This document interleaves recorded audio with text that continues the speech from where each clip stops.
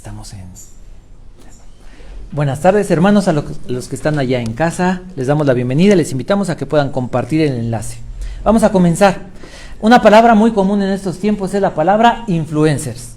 ¿Qué significa esa palabra? Obviamente los jóvenes nos van a dar... Ya llegó la luz. Nos van a dar una mejor definición. ¿Qué es un influencer? Es una persona que tiene influencia sobre los demás, influencia en la sociedad. ¿Y por qué hablamos de esto? El día de hoy vamos a estudiar el Evangelio de Mateo. Estamos hablando del Sermón del Monte, el capítulo 5, y el día de hoy vamos a estudiar solamente el verso 13. Dice así: ustedes son la sal de la tierra, pero ¿para qué sirve la sal si ha perdido su sabor? ¿Pueden lograr que vuelva a ser salada? La descartarán y la pisotearán como algo que no tiene ningún valor. Entonces, ¿qué es lo que está diciendo el Señor Jesús? Hemos leído o hemos estudiado los primeros 12 versos y hemos hablado de los pobres de espíritu, de los mansos, de los misericordiosos, de los de limpio corazón, de los pacificadores. Y todas estas características, o todas estas, características de la persona, ¿qué tan importantes y qué tanta influencia tendrían en ese momento histórico? Recordemos que el Señor Jesús está hablando a dos tipos de audiencias. Está en el Sermón del Monte, Él está sentado, es una gran multitud, ¿sí? La mitad, no, yo creo que ni la mitad. Algunos eran solamente simpatizantes, seguidores curiosos, y muy pocos eran discípulos.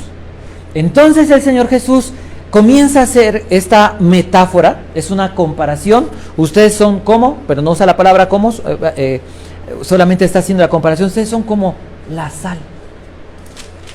¿Qué entendieron ellos cuando Jesús les dijo son como la sal? Acaba de hablarles, dijimos, características de un discípulo, de un ciudadano del reino, de un cristiano. Pero imaginen, los soldados romanos, si les gustaba una muchacha, la tomaban. Si había algo que les gustara, se lo robaban, se lo quedaban. Si llevaban una carga y no querían cargarle, veían a un judío o a un... lleva la carga, el tiempo que ellos determinaran. ¿Había justicia? ¿Los judíos eran justos? ¿Eran mansos? Todos traían su daga, ¿sí o no? Y si podían matar a alguien de sus enemigos, lo hacían. Los celotes querían matar a todos los romanos. ¿Los judíos eran buenas personas? ¿Los judíos eran realmente creyentes en Dios? ¿Creían ellos? Tenían fiestas, iban al templo, llevaban y regresaban a su casa y seguían siendo los mismos. ¿La sociedad era influida por la religión de ese tiempo? ¿En qué influía? ¿Qué factor determinante era la religión? ¿En qué mejoraba la sociedad con la religión, los corazones de las personas con la religión? En nada, en nada. O sea, los judíos estaban allí, tenían su religión, pero ¿su vida cambiaba en algo? En nada. Entonces, el Señor Jesús le dice, miren, estas son las características que ustedes tienen, y ¿saben qué? Que esas características van a hacer, que van a influir en la sociedad. Ustedes van a hacer la función de la sal. De eso es de lo que estaba hablando el Señor Jesús. El mundo era guerrero. Lo voy a leer en otras dos versiones, este pasaje. La palabra de Dios para todos dice así: ustedes son la sal de la tierra, pero si la sal pierde su sabor, ¿cómo podría volver a ser salada? Ya no sirve para nada, sino para ser tirada y pisada por la gente.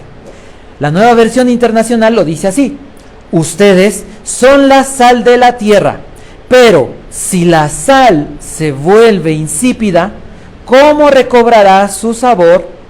Ya no sirve para nada, sino para que la gente la deseche y la pisotee. Entonces, ¿de qué está hablando el Señor Jesús? Nuestro verso es Mateo 5:13. ¿De qué está hablando? ¿Cuál es el tema? ¿Ustedes son qué? La sal. Así como la sal, ustedes cumplen una función importante, o la misma función que la sal tiene, es la que ustedes van a cumplir en la sociedad. Eso es lo que está diciendo el Señor Jesús. ¿Cuál es la función de la sal? ¿Cómo comienza esto? ¿Qué entienden las personas? Las propiedades de la sal. Hablemos de la sal. Encontramos en un pasaje, en Números capítulo 18, verso 19, no lo busquen, se lo voy a platicar por cuestión de tiempo. El Señor Jesús está hablando de las ofrendas que le corresponden al sacerdote y a los levitas. Y dentro de las ofrendas menciona, este es un pacto de sal, es un pacto perpetuo. La sal entonces en la Biblia tiene un sentido de perpetuidad, de eternidad, de algo que no se echa a perder, de algo que no se corrompe, de algo que no termina. Vamos a leer Marcos capítulo 9, ese sí, acompáñenme. Marcos capítulo 9, verso 50. El Señor Jesús está hablando y dice así: la sal es buena para condimentar. Entonces la sal se usaba para cocinar. Pero si pierde su sabor, ¿cómo la harán salada de nuevo? Entre ustedes deben tener las cualidades de la sal y vivir en paz unos con otros. A ver, la sal sirve, según este pasaje, ¿para qué? Para cocinar. Yo le pregunté a algunas personas, bueno, si tú le echas sal a algún alimento, ¿en algún momento ese alimento puede dejar de saber a sal? ¿Cuál es la respuesta? La misma que me dieron todos. No, si tú le pones sal a algo, eso va a saber a sal y cada vez se puede hasta salar un poco más. Pero no puede dejar de ser salado. Y el Señor Jesús entonces dice que así como la sal impregna el alimento, así dice, ustedes deben tener las cualidades de la sal. Deben darle ¿qué? Sabor. ¿A qué? Dice, vivir en paz unos con otros, a las relaciones, los unos con los otros. ¿Sí? ¿Qué más sabemos de la sal? Colosenses capítulo 4, verso 6. Dice así: que sus conversaciones sean cordiales y agradables. La Reina Valera 60 dice que sean sazonadas con sal. Ajá. Aquí dice sean cordiales y agradables, a fin de que ustedes tengan la respuesta adecuada para cada persona. Entonces la sal habla de un buen gusto para sabernos llevar ¿con quién? Con los demás. Ahora vayamos al segundo libro de Reyes, en el capítulo 2, verso 19 al 22. Un ejemplo en la Biblia de cómo se usó la sal, cómo la usaba Dios. Segundo libro de Reyes, capítulo 2, verso 19 al verso 22. Dice así: cierto día, los líderes de la ciudad de Jericó fueron a visitar a Eliseo. Tenemos un problema, Señor, le dijeron. Como puedes ver, esta ciudad está situada en un entorno agradable, pero el agua es mala y la tierra no produce. El agua es mala y la tierra no produce. Eliseo dijo: traigan un recipiente nuevo y pónganle sal. Así que se lo llevaron, y Eliseo fue hasta el manantial que suministraba el agua a la ciudad, le echó la sal y dijo: esto dice el Señor, yo he purificado el agua, ya no causará muerte ni esterilidad. Desde entonces el agua quedó pura, tal como dijo Eliseo. ¿Cómo se usó la sal? ¿Para qué? Para purificar. Pero el agua sola fue lo que purificó.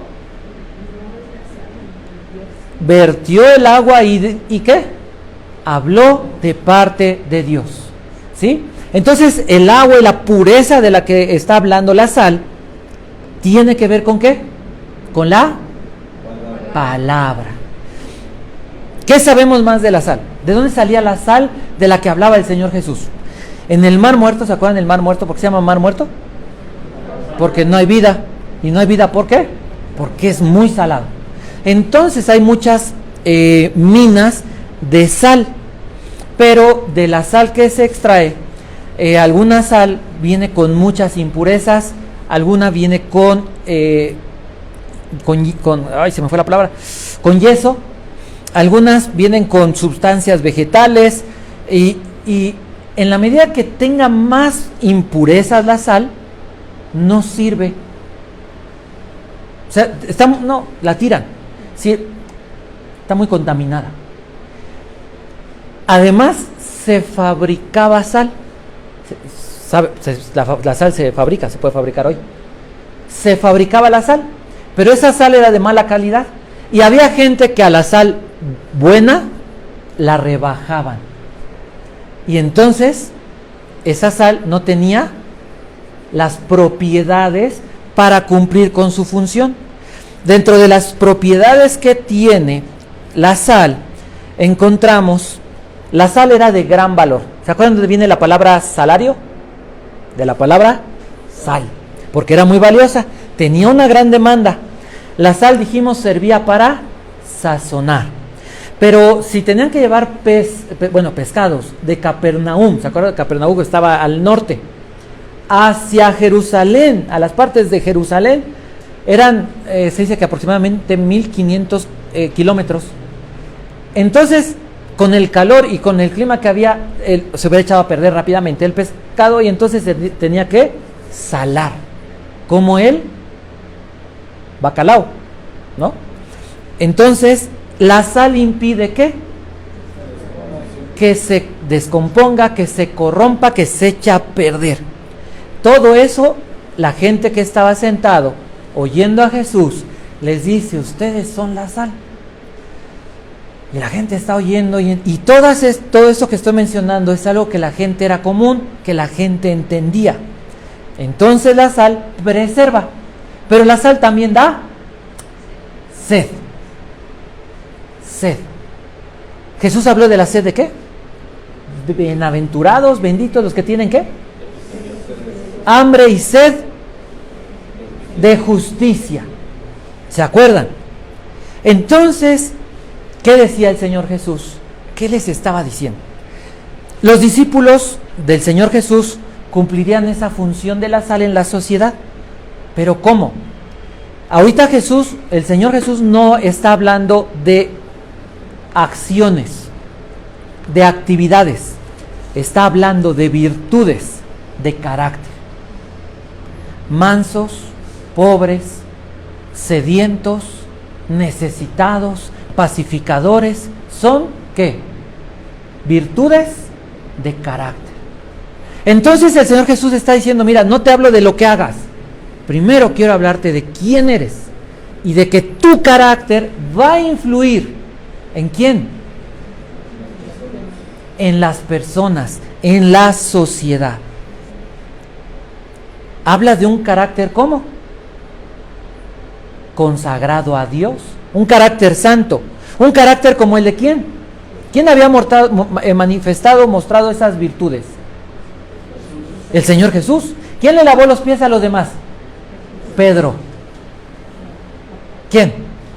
Juan. Nadie. Jesús. Solo el Señor Jesús. Entonces, la audiencia está diciendo: yo, con mi forma de ser humilde. La humildad no era una virtud. ¿Quién de los judíos era humilde? Nosotros somos humildes, nosotros somos pobres en espíritu. No, eran pobres porque no tenían dinero, pero no eran pobres en espíritu porque eran unos rebeldes. No eran pobres en espíritu porque ellos no se humillaban ante nadie, ni ante Dios. Ellos no eran unos pobres. Habían llegado a esa pobreza y a esa condición deplorable, espiritual, moral, social, porque se habían alejado de Dios. Ellos no eran pobres. No eran esos pobres en espíritu. El ser mansos. ¿Pedro y Juan eran mansos? ¿No estaban compitiendo? No se acerca uno y le dicen, oye maestro, es que uno echando demonios, pero no es de nosotros. Y ya le dijimos que le pare, que le baje 2 rayitas, porque aquí, ¿esos eran humildes? ¿Ellos eran mansos? Piensen en eso, O sea, enfoquémonos en lo que está pasando en ese momento. Y además Jesús, nuestro Señor, dice algo. Hay un problema con la sal. ¿Se fijaron lo que dice? ¿Cuál es el problema con la sal? Si la sal pierde su sabor. Ah, caray. Pero ustedes me dijeron, y la gente me ha dicho, y aquí está diciendo, que la sal no puede perder su sabor. ¿O sí? ¿Sí? A ver, entonces, ¿qué les está diciendo Jesús? Ustedes son como la sal. Pero un alimento que ha sido impregnado con sal no puede dejar de estar salado, porque ya hay sal. Pero si ese alimento no es impregnado con sal verdadera, no es salado. ¿Qué les está diciendo? O hay sal o no hay sal. O hay sal o eres alguien impregnado con la sal y que puede dar sabor a la sociedad, o entonces la sal que tú crees que tienes no es sal. ¿Qué significaba eso?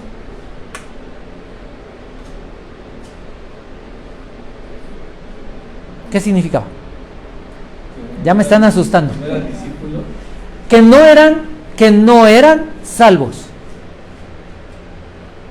O tienes sal y vas a empezar a manifestar, porque ya fuiste y estás siendo impregnado con la sal, ¿vas a mostrar el carácter de quién? O entonces tú no eres sal verdadera. ¿Por qué el Señor nos lleva a momentos de crisis? Piensen en esto. ¿Por qué el Señor nos lleva a momentos donde dices, aquí algo está mal? Tú dices esto y yo no estoy viendo esto. ¿Por qué? ¿Por qué creen? Porque a veces la gente dice, es que la Biblia dice esto, pero esto no parece que me funcione a mí. ¿Por qué creen? ¿Qué nos quiere enseñar o qué le quiere enseñar Dios a las personas cuando lleva a esos momentos donde dices, algo está mal?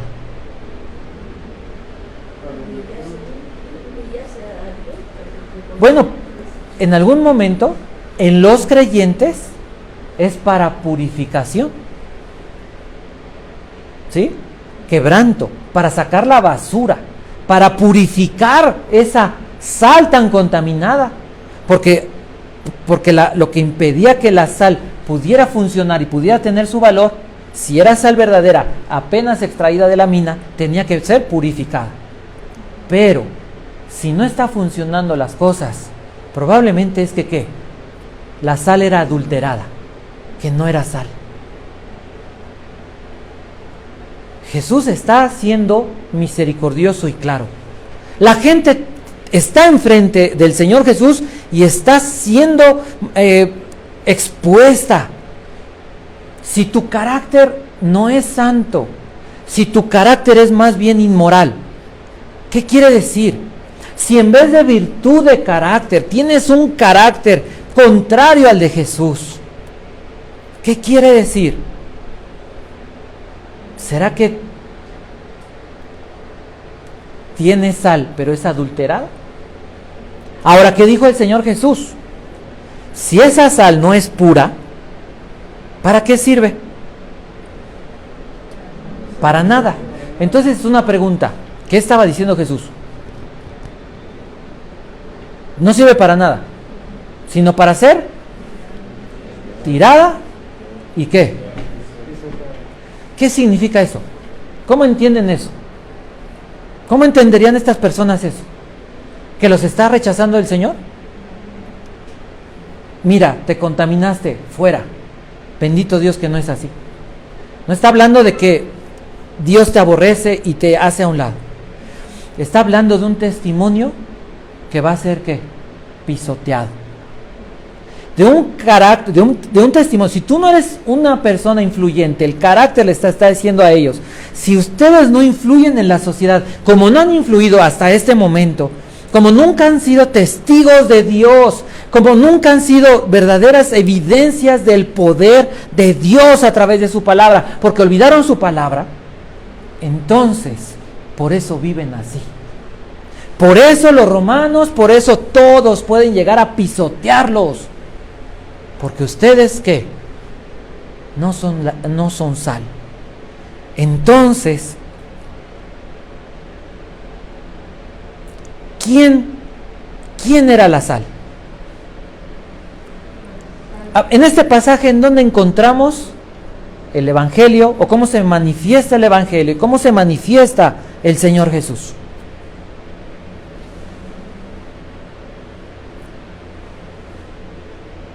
Les voy a leer 2 versos. La sal es buena, Marcos 9:50 dice, la sal es buena para condimentar, pero si pierde su sabor, ¿cómo la harán salada de nuevo? ¿Sí?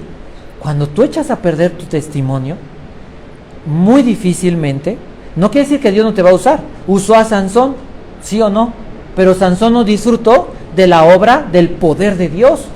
Él fue instrumento de Dios y fue bendición para el pueblo de Israel, pero Sansón no disfrutó de eso. Entonces, ¿cómo se revela el Evangelio y la persona de Jesús? ¿Quién es el que impregna la sal? ¿Por qué podemos ser sal? O bueno, la gente, ¿por qué podía ser sal? En el momento que el Señor Jesús, ¿qué? Entrara en sus vidas. ¿Cómo entra Jesús en la vida de las personas? ¿A través de qué? Del Evangelio, a través de su palabra. El Espíritu Santo nos impregna a través de qué? A través de su palabra. En la medida que el Señor Jesús, por medio de sus enseñanzas, influyera en la vida de estas personas influirían en la vida del mundo. ¿Sí o no? Si Jesús no influía por medio de sus enseñanzas en la vida de estas personas no podrían influir en la vida del mundo. Entonces, si uno no vive de acuerdo al carácter de Jesús, está negando su ¿qué? Su naturaleza esencial. Si Jesús está en mí, entonces yo soy ¿qué? Sal. Si Jesús no está en mí, yo no puedo ser sal. La gente está entendiendo todo esto que le dice el Señor Jesús. Y están pensando, bueno, seguirte a ti y tener estas características, estas virtudes, ¿de qué sirve? ¿Quién ha cambiado el mundo? ¿A quién le interesaba cambiar el mundo? A nadie. La gente no estaba interesada en el mundo. Jesús viene a enseñar esa transformación. ¿De qué se trata el reino de Dios? ¿Cuál es la filosofía en el reino de Dios? Que Dios, ¿qué? Viene al interior de la persona para transformar a la persona, ¿de dónde? De adentro hacia afuera. Pero las personas o la salvación no queda en algo interno, en algo muy etéreo, sino se transforma en una realidad que impacta o que debe influir en la sociedad. Entonces, ¿cuáles son las consecuencias? ¿Cuáles eran las consecuencias de que no las personas, llamémoslo así, ¿cuáles eran las consecuencias de la ausencia de sal en esa sociedad? Jesús es la sal del mundo, ¿sí? Jesús es el que viene a impregnar y a transformar, a preservar, a purificar, a transformar. 2 consecuencias. El mundo sufría las consecuencias de la ausencia de la sal. ¿Cómo? ¿Cómo? ¿Cómo estaba la vida ahí? Había injusticia. Injusticia social. ¿Había fe? Una persona sin fe, de veras, ¿cómo vive la vida las personas sin fe? Un cristiano sin fe, ¿cómo vive una vida un cristiano en este mundo? ¿Qué más? ¿Ansiosos? ¿Tristes? ¿Deprimidos? ¿Enojados? ¿Qué más? Lo que venga a su mente. Esa era la forma en la que vivían. Eran pobres, nuevamente, ¿por qué? Porque habían hecho un lado a Dios. Porque vimos que cuando Dios habla de las bienaventuranzas, ¿de qué tiene que ver las bienaventuranzas? La bienaventuranza, la dicha, la felicidad en el corazón, en la vida de una persona, tenía que ver ¿con qué? Con la relación con Dios, no con el mundo. Si ellos estaban viviendo en esa situación, si estaban así en esa vida miserable, la miseria económica era lo de menos, pero era lo que más les pesaba, vivían de una forma miserable. Pero su fe, ¿dónde había quedado? Esa era la condición de la sociedad. Y la segunda consecuencia de no haber sal. Un discípulo, una persona sin sal, no servía para nada. El testimonio de una persona sin influencia, sin ser impregnado de Cristo, no sirve más que para hacer burla de la gente. ¿Tú eres cristiano? Ja, ja, ja. Otro hipócrita. ¿Tú eres cristiano? Otro mentiroso. Otro que te agarra bibliazos, pero ni él cree lo que dice. Otro que vive diciendo que la Biblia es la verdad, pero no la lee. Otro que dice que ama a Dios, pero Dios no influye en su carácter. Tiene el carácter peor que cualquiera de nosotros. ¿Sí o no? Esa era la condición. ¿Por qué Jesús habló esto? Vamos a terminar. ¿Por qué Jesús habló esto? ¿Cuál era el propósito de estas palabras del Señor Jesús? ¿Por qué se registran en los evangelios estas palabras? ¿Qué quería enseñar el Señor Jesús a sus discípulos? Quería enseñarles que al vivir como cristianos, su carácter tendría una influencia poderosa en la sociedad. ¿Cómo? Serían bendición. El cristiano no llega a sacar provecho a la gente. El cristiano llega a ser de bendición a donde esté. Porque el cristiano entiende que donde esté, Dios lo quiere usar. ¿Se acuerdan que hace algunas semanas hablamos y dijimos, dibujen un gato? En su mente dibujen un gato. Y ustedes son la bolita del centro. Y los cuadritos alrededor son tus vecinos que no conocen a Cristo. Si ese fuera tu ministerio de 9 personas, de 8 personas, ¿lo estás cumpliendo? ¿Estás siendo bendición? ¿Estás siendo sal para ellos? Jesús les está hablando de esto. Si el carácter de los discípulos no es como el de Jesús, si el carácter de nosotros no es como el de Jesús, vamos a experimentar las consecuencias. Porque nuestro testimonio solamente va a servir para ser pisoteado, para hacer la burla de personas que no conocen a Dios. ¿Para qué fue introducida la iglesia? ¿Para qué estamos aquí? Si somos la sal, ¿para qué estamos aquí? ¿La sal qué impide? El avance del mal. ¿Sí o no? El avance del pecado. ¿Estamos aquí para qué? Para que la gente tenga sed. ¿De quién? ¿Y de qué? Sed de Jesús y sed de la justicia de Dios. Pero si nosotros no estamos siendo sal, la gente se mata. ¿Por qué? La gente se va al infierno. ¿Por qué? Porque no estamos siendo sal. Y tal vez alguien diría, bueno, dame un ejemplo de alguien que sí ha sido sal. Y sería válido, ¿sí o no? Dame un ejemplo. Abran su Biblia en el libro de Hechos, o si quieren se lo leo. Hechos capítulo 8, verso del 5 al 8 voy a leer. Hechos capítulo 8, verso del 5 al 8.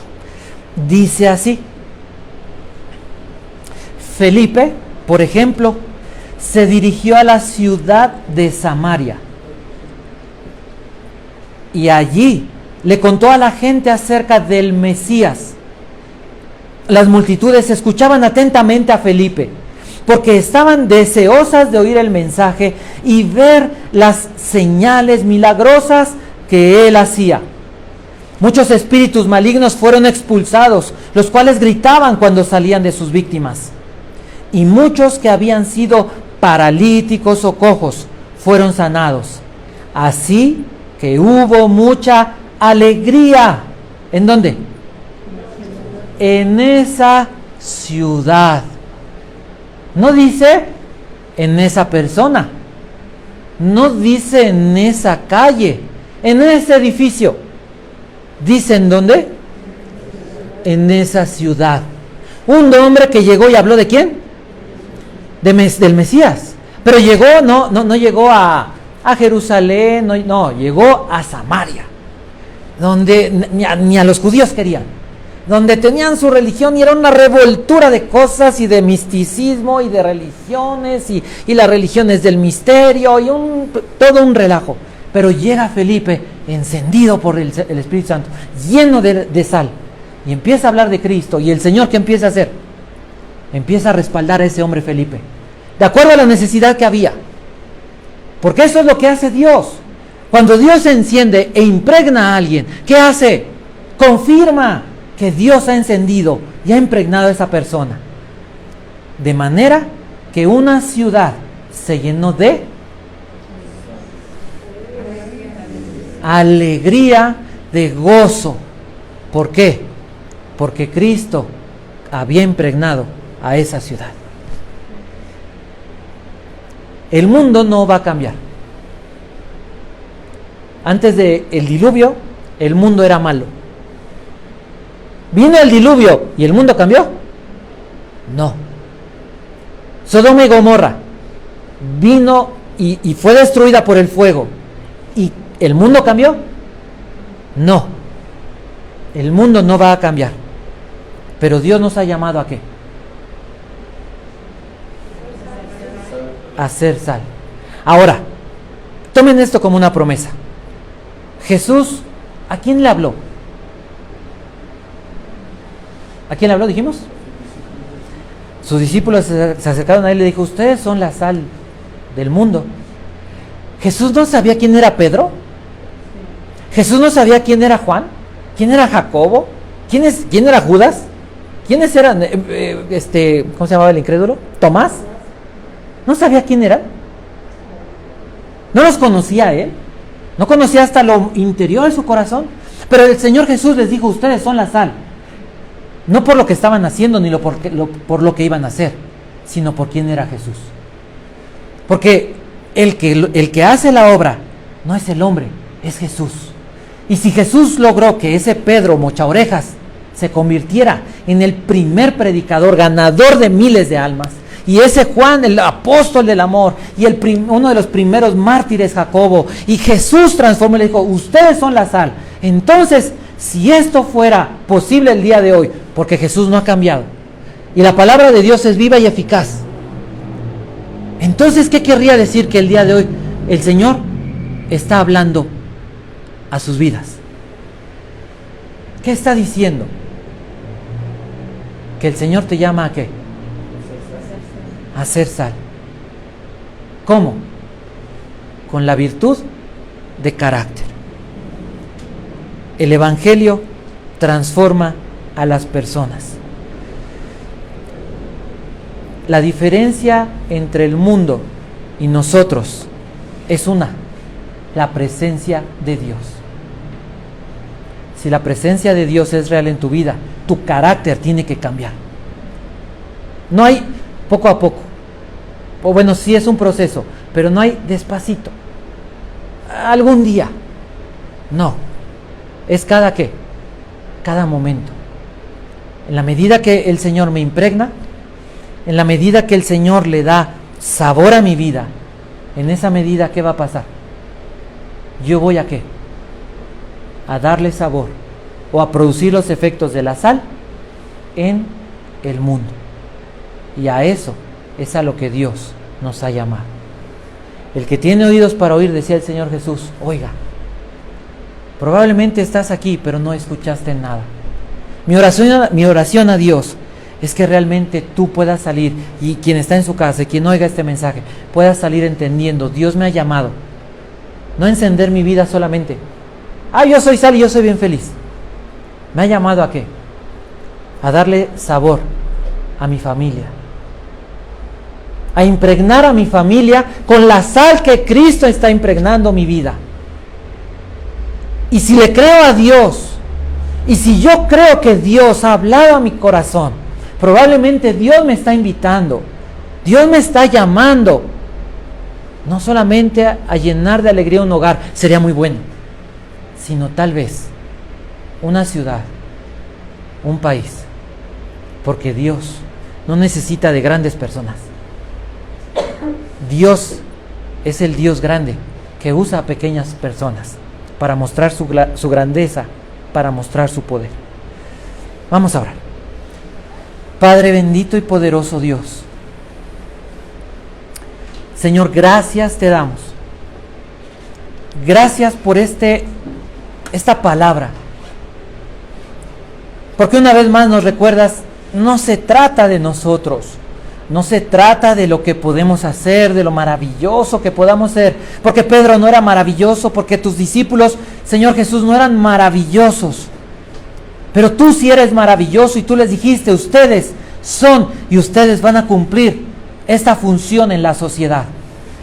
Y hay evidencia, Felipe, un hombre que pudo darle sabor, que pudo llegar a un lugar y presentar y exponer a la sal del mundo, que eres tú, Señor Jesús, el que impregna los corazones, el que impregna las vidas, y esa ciudad se llenó de alegría por el nombre y la obra de Cristo.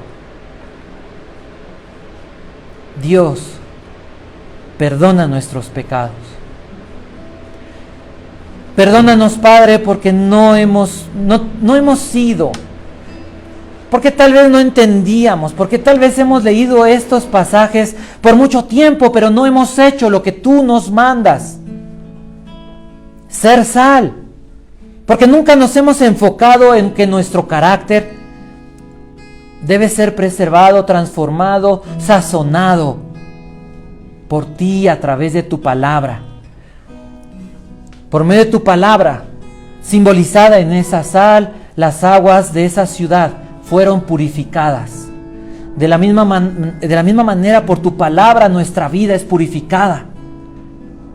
Y tu palabra tiene un efecto imperecedero, perpetuo. Secase la hierba, marchitase la flor, dices, mas la palabra del Dios nuestro permanece para siempre. Nuestra vida es como la flor de la hierba, que está por un poco de tiempo y luego se desvanece. Para que nuestra vida pueda ser preservada, necesita de tu palabra. Dios, Padre, mira, tristemente nuestra vida, nuestro carácter no ha influenciado mucho en la vida de las personas para bien. Tal vez hemos influenciado y las personas que nos rodean se han vuelto chismosas, mentirosas, enojonas, mundanas, egoístas, envidiosas. Tal vez las personas que nos rodean están amargadas, heridas, tristes, dudosas, incrédulas, idólatras, porque siguen volteando y en el mundo solamente encuentran a una sociedad guerrera. Y tú nos llamaste a ser la sal. Señor, aquí estamos. Aquí está nuestro corazón. Aquí está nuestra vida. Y si tú de verdad quieres, es el momento importante, especial, para que ahí en tu lugar, para que ahí en tu casa puedas hablar con Dios y puedas tú tomar estas palabras y decirle, aquí estoy, Dios. Si realmente crees que lo que pasó con Felipe puede pasar en tu vida, es el momento de decirle, aquí estoy, Señor.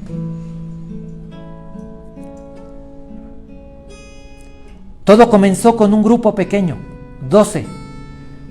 Y Dios comienza así, con un grupo pequeño, con un Elías, con un Eliseo, con un Moisés, con un Daniel, con sus amigos, con un grupo de 12, con un grupo de 120. Pero el Evangelio no solo se predicó en Jerusalén, se predicó en Judea, se predicó en Samaria y se predicó hasta lo último de la tierra.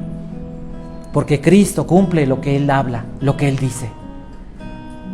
Y si Él dice que tú eres sal, no se trata de lo que hagas, se trata de que hoy te rindas, se trata de que hoy le digas, aquí estoy, no lo he sido, pero tú no desechas a nadie. Tú eres un Dios amoroso, el único que perdona y que bendice. Aquí estoy, porque aunque he fallado, tu palabra no ha dejado de ser una realidad para los que la toman, para los que la creen, para los que se alimentan de ella. No sé, tal vez tu vida, tal vez tú en este momento necesitas sal, porque tal vez ni siquiera crees, como aquella multitud. Tenían las escrituras y las leían cada sábado, pero nadie creía en Dios. No creían, decían esperar al Mesías, pero no le creyeron cuando lo vieron. Y tal vez tú necesitas ahorita que el Señor te impregne con esa sal. Necesitas volver a esa fe, a ese primer amor, a esa comunión. La diferencia entre la victoria y la derrota, entre la vida y la muerte, entre ser transformado y de bendición a vivir una vida humillada y pisoteado, ridiculizado por el mundo, es la presencia de Dios. Tal vez es momento para que vuelvas a Cristo. Pero si estás caminando con Cristo y quien necesita es tu matrimonio, quien necesita sal es tu familia, quien necesita sal es el lugar donde vives, donde trabajas,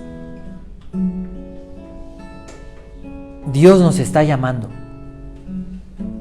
Algunos le creyeron y caminaron imitando el carácter de Jesús. Ese hombre Felipe fue uno de muchos, un Esteban, un Pablo, un Timoteo, un Tito, un Juan. Los primeros eran pocos, después ya eran muchos, impregnando su sociedad, impregnando sus países, impregnando sus familias, sus hogares. ¿Qué esperas para levantarte y decirle, aquí estoy como estoy, pero aquí estoy para que me impregnes, aquí estoy, porque no se trata de mí, se trata de ti? ¿Qué esperas para decirle, lo pasado, entiérralo en el fondo del mar? Es momento de empezar de nuevo. Señor, aquí estamos, aquí estoy, Dios. Mi familia, tu iglesia, mi hogar, mi vida, necesitamos tu sal. Enciende el fuego en nuestro corazón. Enciende ese fuego. Que el Espíritu Santo nos llene. Nos llene con poder, como dices en tu palabra, para que seamos testigos. Que nos encienda con valor, como le dijiste a Timoteo, para hacer obra de evangelistas. Enciéndenos, Dios Santo, con amor por los perdidos. Amor por quienes tú amas. Aquí está nuestro carácter. No queremos volver a ser iguales. No queremos hablar ni siquiera como hemos hablado. No queremos pensar como hemos pensado. Señor, se trata de tu presencia. Que sea tu presencia como esa sal que nos sazone, que nos envuelva. Señor bendito, conecta con cada uno de los que están aquí, con cada uno de los que están en casa y con cada uno de los que estén dispuestos, que puedan escuchar tu palabra. Construiste Jerusalén con un hombre. Construiste el templo con algunos hombres. Siempre has comenzado con algunos. Con uno, con dos, tres. Somos la oportunidad, Padre, para que muestres tu gloria. Somos la oportunidad para que muestres tu grandeza y tu poder. Aquí está nuestra fragilidad, aquí está nuestra simpleza, aquí está nuestra pequeñez. Aquí estamos, porque tu poder y tu amor basta. Por eso, Dios, te alabamos y te damos gracias. Te pedimos, seguros de que lo harás, que tu obra, Dios, tu obra, tu gloria, sea manifiesta. Señor, llena hoy, llena en este momento cada vida. Conecta, Dios, con cada uno. Aviva a cada uno. Llénanos de vitalidad, llénanos de fe. Gracias, Dios Santo. Gracias por restaurar y por bendecir. Gracias, Dios, por obrar. Gracias porque tu palabra es la que produce ese sabor y esa pureza. Gracias por abrir nuestros oídos. Gracias porque has estado aquí, porque estás aquí. Gracias, Dios Santo. En el nombre de Cristo Jesús, Señor nuestro. Amén.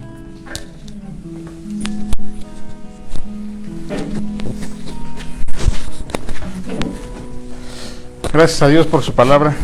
Qué bueno que podemos reunirnos y seguir siendo formados a la imagen de Cristo. Vamos a nuestro tiempo de devocional y ofrendas. Mateo capítulo 2, versículo del 1 al 2. Jesús nació en Belén de Judá, cuando Herodes el Grande era rey de ese país. En esa época, unos sabios de un país del oriente llegaron a Jerusalén y preguntaron: ¿dónde está el niño que nació para ser rey de los judíos? Vimos su estrella al oriente y hemos venido a adorarle. Versículo 11. Cuando entraron a la casa, vieron a un niño con María, su madre, y se arrodillaron para adorarle. Abrieron los cofres que llevaban y le regalaron al niño oro, incienso y mirra. ¿Qué podemos ver y qué podemos darnos cuenta en este pasaje donde describe el nacimiento de Cristo y cómo personas que no eran del pueblo judío iban a adorarle?